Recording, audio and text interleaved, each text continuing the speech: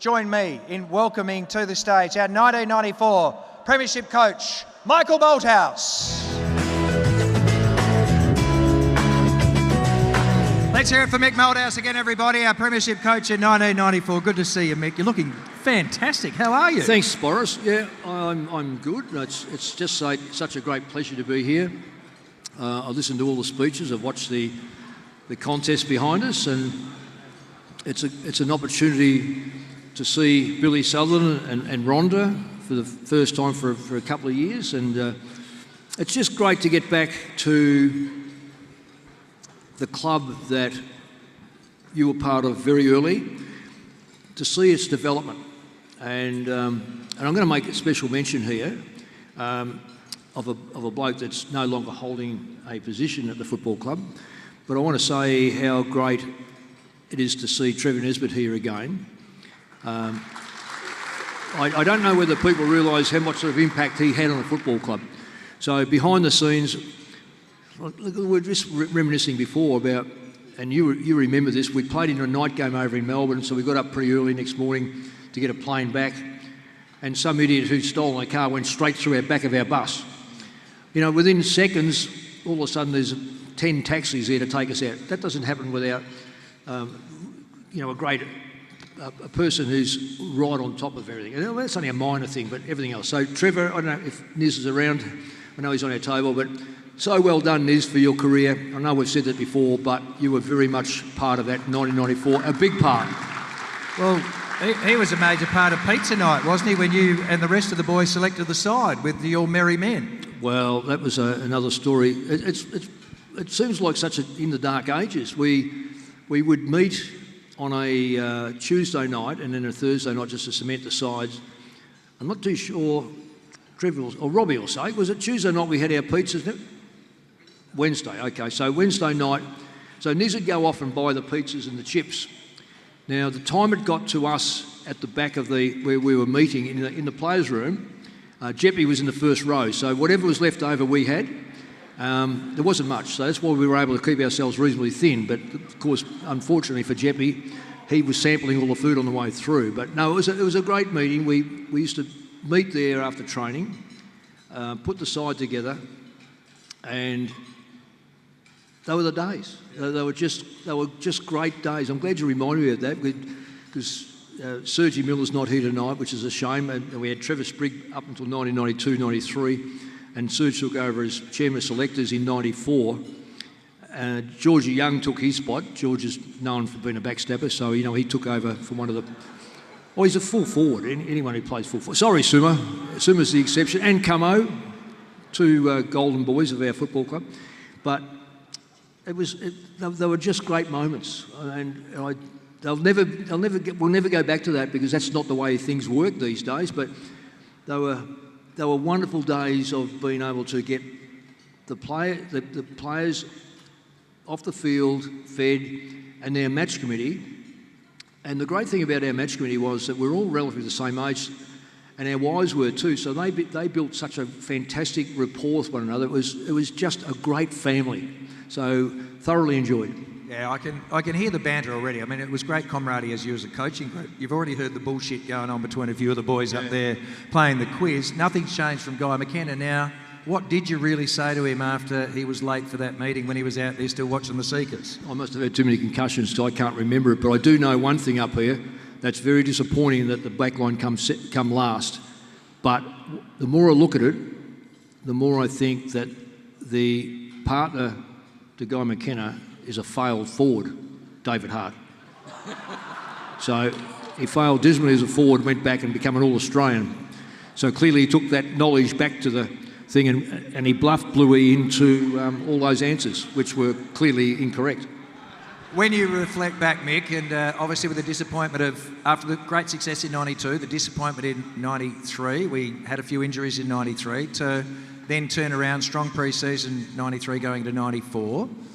Did you feel that we still had what it took to win that premiership in 1994, knowing all the challenges that we faced?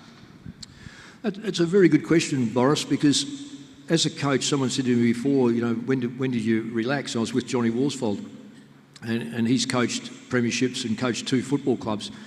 you don't really relax. So I didn't treat 93 was a year we didn't win a premiership, we didn't play off.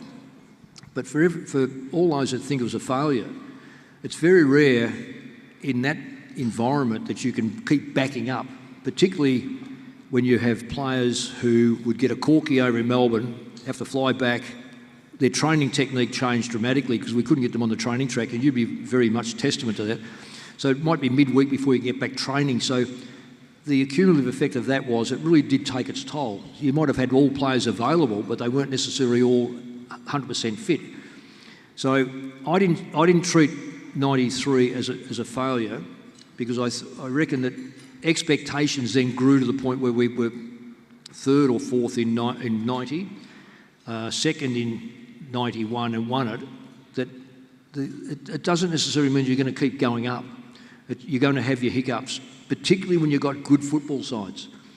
So we know Essendon came up and were a very good football side. Geelong was still a good football side, as was Carlton. And there was a couple of others. So you've got to remember that we haven't got any right to go, oh, well, we won last year, we're going to be going into next year's grand final. There was a lot of hangover because of the victory. There's no question we would have had a self-satisfactory moment. I didn't think we trained any less harder. You mentioned we had a few injuries, but every club gets injuries. I just think that we come up against some very good sides that probably worked us out a little bit. And what you've got to do as a football club, you've got to keep evolving. You can't just sit back and go, well, that premiership in 92 is going to be the key to a 93 premiership. So we changed our game marginally. We also changed personnel, not through trying to move players out, but you very rarely win with the same side, so we just altered that around.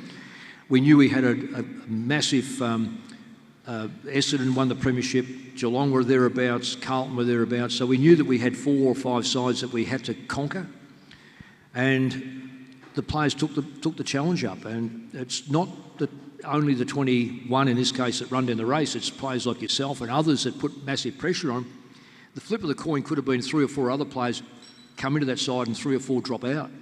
So I was disappointed we didn't win a premiership in 93, but I wasn't sort of concerned that we weren't good enough to go and have another attempt at it. I didn't think for one moment in January 94 that we could win a premiership. What I thought we could be was highly competitive, and if we can have enough luck, which you need, we might be able to enter into our...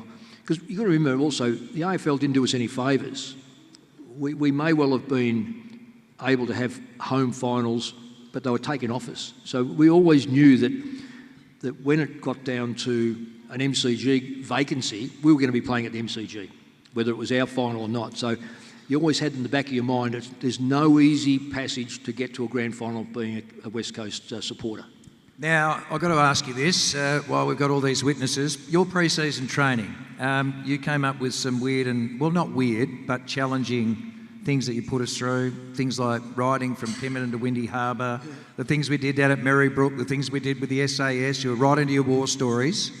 Did you just sit down at night and sort of plan that, you'd put us through a lot of these physical and mental challenges? Because a few of the things we did in pre-season, they were harder than a game of footy, from my experience. Yeah, well, that's a fair question. I would like to think I like to listen to what people say over the journey, and I'm talking back. I've got a theory on the injuries that are happening at the moment, because I just think that the AFL Players Association are very good in a lot of areas, but I think they fail the player group when they start declaring to clubs when you can and when you can't train. And I'll go back to a book that I read 20 odd, maybe 30 years ago, just before I started coaching. And it was an American book, and it said, here are the 10 top coaches in the world. And remarkably, it was an American book and had 9 Americans in it. But the 10th person was Percy Cerutty. And his modus of operandi was put miles in the legs. And I just think that when you look through that, a lot of his athletes got through and become world champions and Olympic champions. I'm not saying that you have to keep pounding the sand dunes. I would like to think that I was able to get you blokes to get fit by doing different things and make it interesting. And one was, yes, that ride to Windy Harbour. I know now why it's called Windy Harbour, because it's, let me tell you, the wind is not behind you, it's in front of you. The caving, there's certain players wouldn't go down the cave. There's certain players that wouldn't go down an abseil. So it was really testing at the end the nerve of players, getting them fit, but we were getting fit without the pounding and something different. Even when we went down to Margaret River and had our training camps, and a few of you blokes started to, Summer was one of them that decided he wasn't going to, I don't think it was bike riding or walking, whatever it was, he'd going around in circles. He got lost. So that's a good thing for Sumo, because that means he kept on walking. At least we got him walking. So it's just little things like that, Boris, that you try to implement that keep the interest, but underneath you're trying to get players fitter and stronger and tested. Yeah. You know one thing about Chris Lewis, because we were in groups, you remember, and so then Louis pulls over on the side of the road, gets his stick, and he starts stabbing his tyre and he punctures his tyre. Anyway, we had that support truck that comes along, and so Louis, with his bike, because it's now broken, he's got flat tyre, so he's got no spare tyre, so the truck goes past us and we're still flogging our backsides off riding into Windy Harbour, and there's Louis waving to us from the back of the truck. Bloody good, Louis. It was like when we had swimming, he came in, he had cotton balls in his ears, he said he had an ear infection. It's lasted for 11 years. Hey? Yeah. Now, is this true? This is an old wives' tale. Is it true that you delivered the beer to 2 players' rooms on a tray because you heard they were ordering drinks night before a game? That is a wives' tale. It is a wives' tale. Absolutely. It's not true? Well, unless the last couple of concussions really worked, I can't remember it at all. Well, I thought David Hart and David Hines...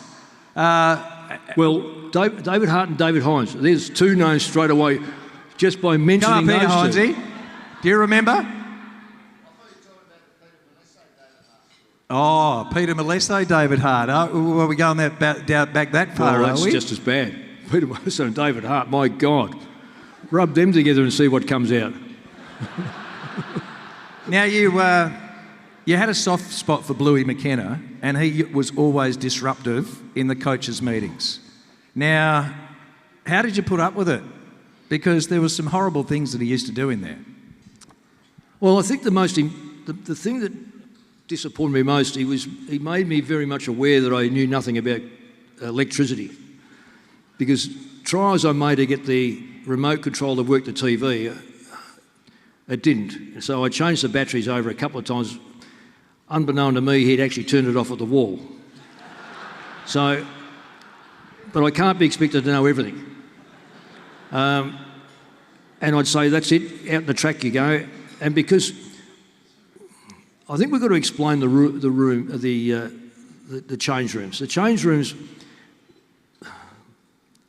I was talking to Woosh about this. One of the greatest things about that era was that Nizzy had organised the Subiaco rooms for us to be, that they're our main rooms. Contrary to what a lot of people think, particularly in Melbourne, they think we had the Taj Mahal.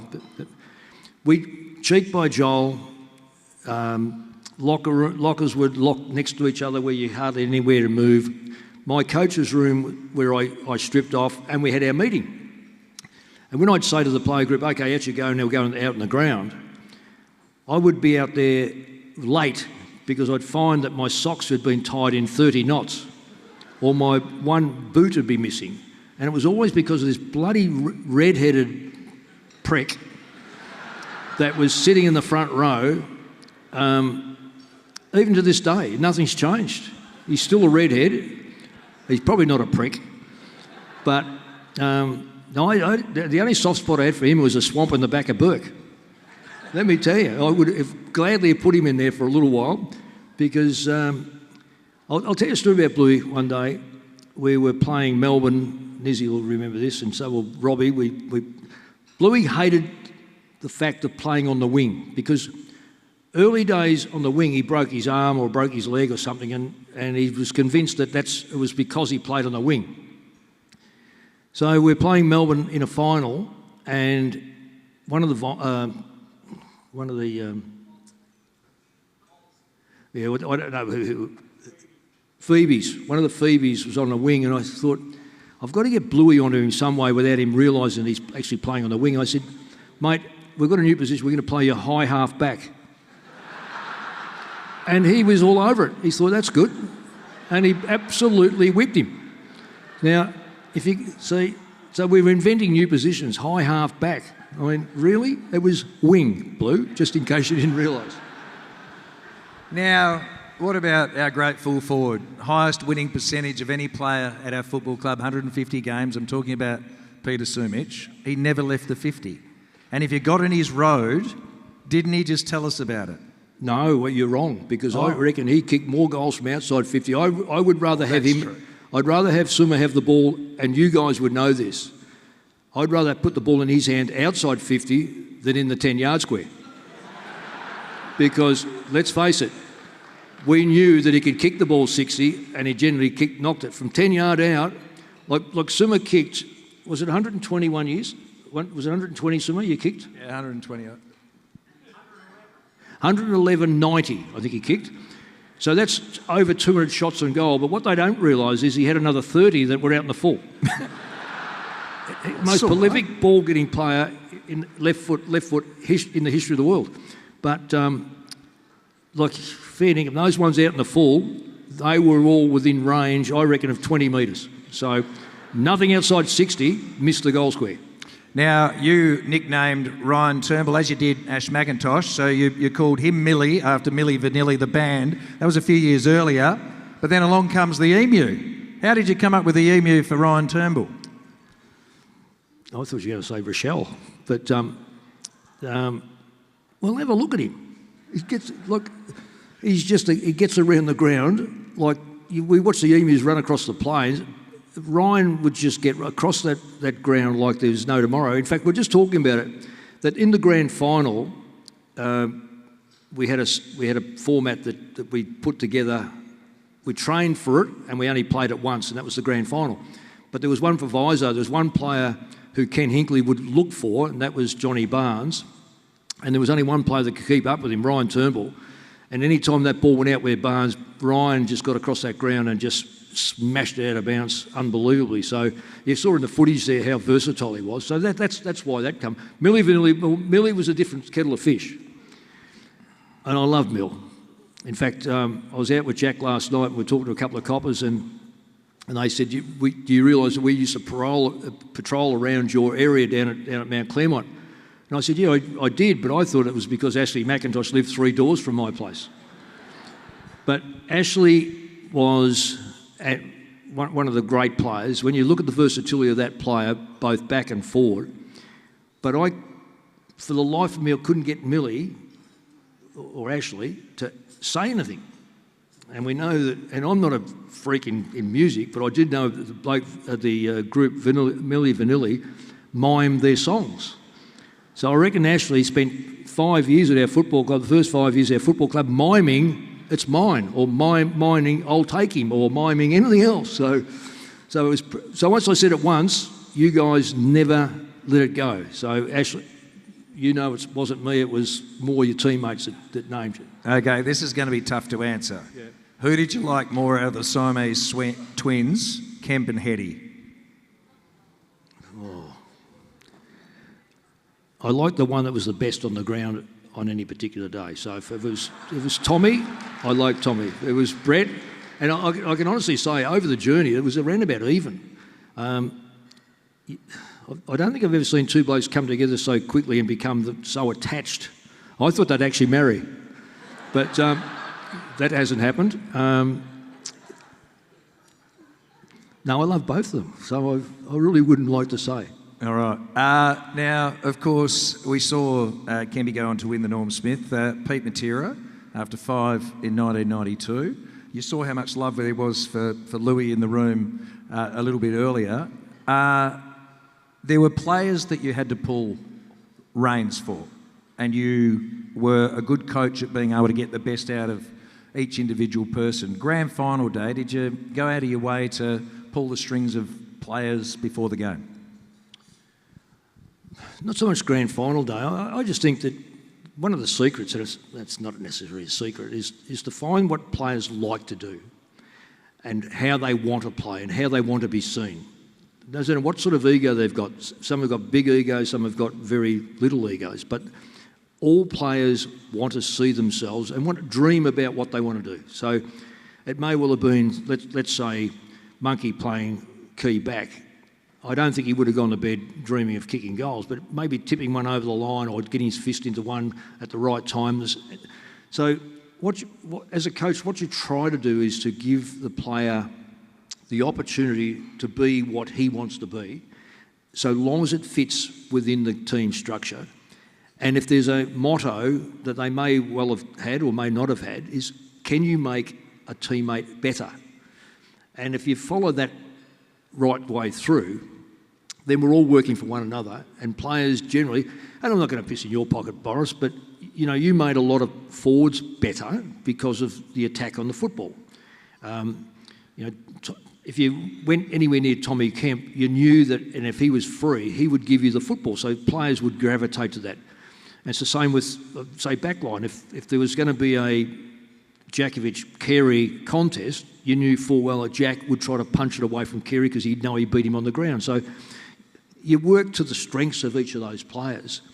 And one of the simple things to do, I suppose, is once you establish that as a coach, it's then just working that group together.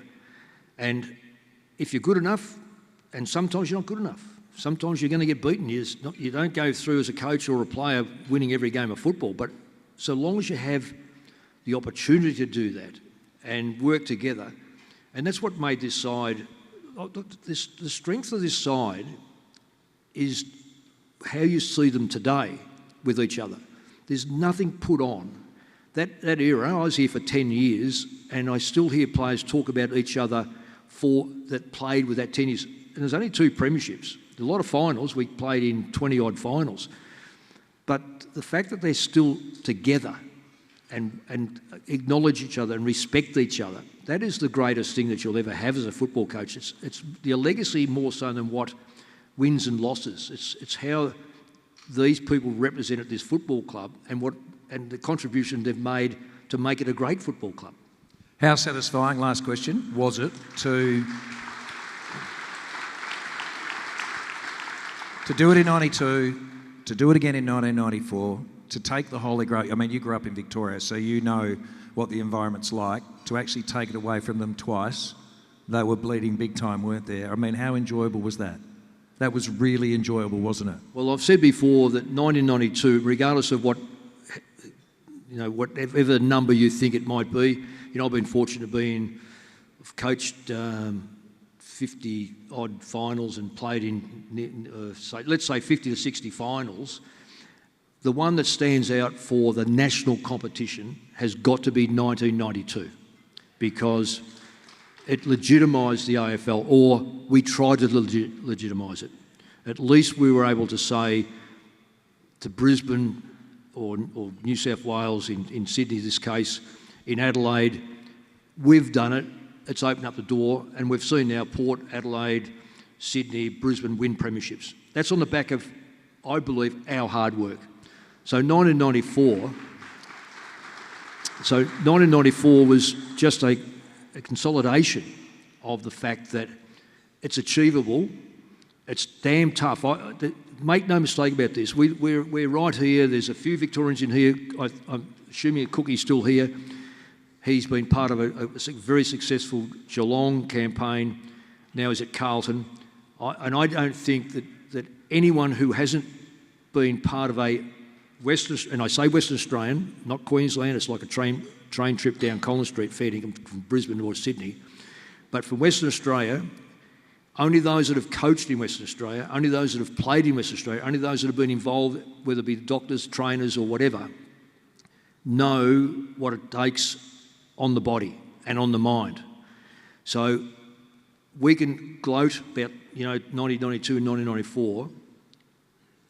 I don't go home and home is Victoria, and go, look at us, look what we've done.